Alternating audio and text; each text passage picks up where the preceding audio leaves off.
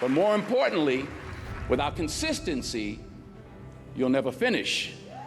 It's not easy. If it was easy, there'd be no Kerry Washington. If it was easy, there'd be no Taraji Henson, P. Henson. If it were easy, there'd be no Octavia Spencer. But not only that, if it were easy, there'd be no Viola Davis. If it were easy, there'd be no Michael T. Williamson, no Stephen McKinley Henderson, no Russell Hornsby. If it were easy, there'd be no Denzel Washington. So, keep working, keep striving, never give up, fall down 7 times, get up 8. Ease is a greater threat to progress than hardship. Ease is a greater threat to progress than hardship. So, keep moving, keep growing, keep learning. See you at work. We tend to base our self-esteem on what other people think. And that's not really self-esteem. Self-esteem is supposed to be how we feel about ourselves. And I was just saying how dangerous it is to allow other people to determine how you're going to feel about you. And it's kind of like looking into a broken mirror. You're going to look in a broken mirror and then change your face to try to look good in this defiled, busted, broken mirror. And it just, other people's opinions is a really shitty way to determine how we feel about ourselves. I think a part of what Viola just said is that you get to dig deeper and you get another day. Right. And you get the energy. You do a movie and there's 200 people that are used to it and they don't care, and everybody's doing their job, and it comes in a theater somewhere, and you're picking your nose at home somewhere, clipping your nails. There's no energy. Right. When I was on Broadway 5 years ago with Julius Caesar, I made a decision to sign autographs every night. I don't know what I did. Oh yeah, it ain't happening this time. No. Only as I rub my knees, only because my knees are bad, it's hard for me to stand. But. And why did you decide to do that? Well, I wanted to say thank you. It was my way of saying thank you. And the first night, it was like 5,000 people out there. I said, okay, wait a minute. Everybody who has playbills from our show. So, yeah, because it was like people were just wandering up the block. I was like, wait a minute. I forgot. I'm on, 42nd Street, Times Square. I was like, wait a minute. But honestly, you were signing for weeks. The energy, and I was out there an hour and a half every night, every show. But the energy you got back, the stories, the 5 little old ladies who just drove in from Detroit. And I'm like, well, what y'all doing tonight? They said, we getting back in the car, baby. We got to go back tonight. And a little 84-year-old lady was like, baby, if I was 3 years younger. Oh, true story. True story.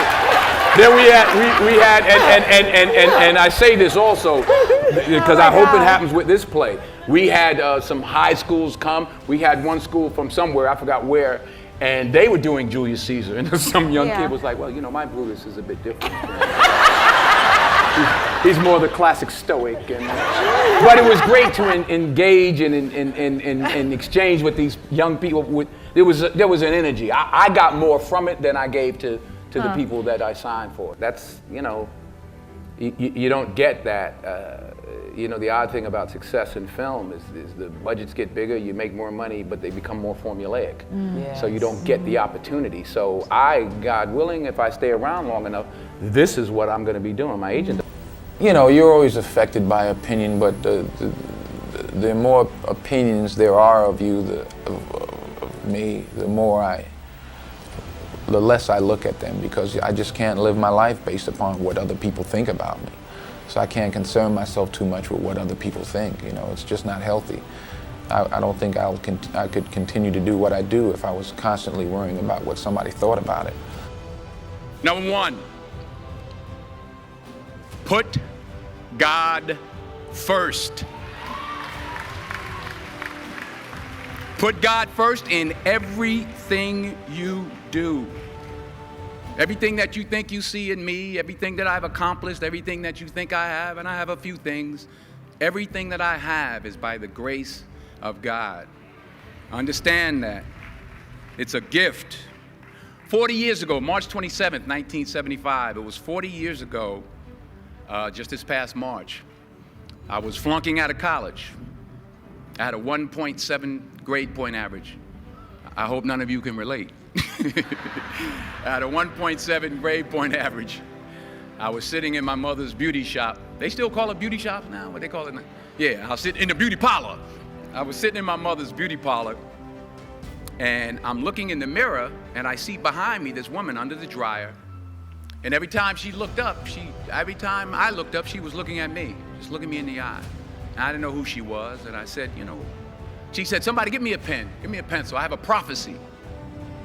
March 27, 1975, she said, boy, you are gonna travel the world and speak to millions of people. Now mind you, I was flunked out of college.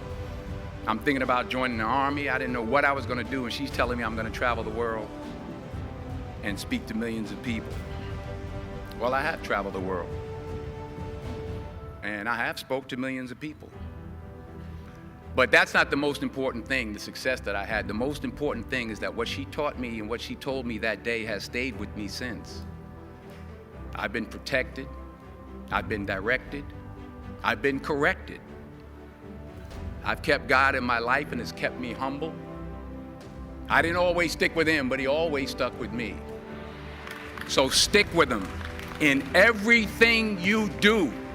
If you think you want to do what you think I've done, then do what I've done and stick with God. Number 2, fail big.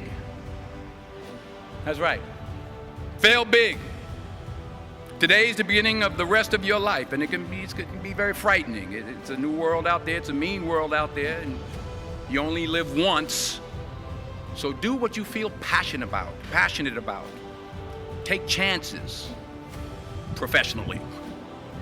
Don't be afraid to fail. There's an old IQ test, was 9 dots, and you had to draw 5 lines with a pencil within these 9 dots without lifting the pencil.